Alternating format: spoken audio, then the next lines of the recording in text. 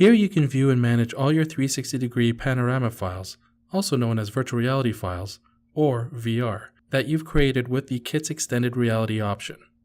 Each 360-degree panorama rendering you create inherits a default thumbnail preview of your panorama file. The current project name is assigned to the file when the panorama rendering is created. Each file name is unique. If the panorama file name already exists, then Kits will add the next available number to the file name.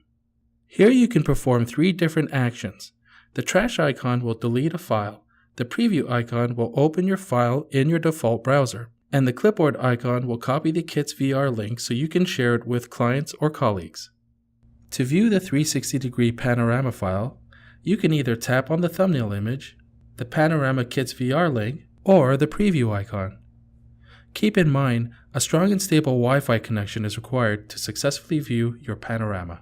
To view your panorama, tap the URL to launch your local browser to view your panorama file in fish tank mode. After you have tapped to view your panorama, your project will open automatically in fish tank mode in your default browser. This allows you to experience the scene as an interactive 360-degree panoramic view. No need for a VR headset. To look around the scene, drag your finger along the screen to change direction. To view your panorama in full screen, tap the full screen expand icon. To exit full screen mode, tap the icon again or press escape. To view the project in virtual reality using a VR headset, tap the goggles icon and enter a phone number to send your panorama file to a mobile device. Phone numbers entered are not stored or collected. Tap the share icon to share your panorama file permalink via SMS, email, or through a social media platform. Another way you can share your panorama file is by copying the Kits VR link and including it in an email. You can either tap the clipboard icon or you can select multiple panorama files and tap Copy to Clipboard.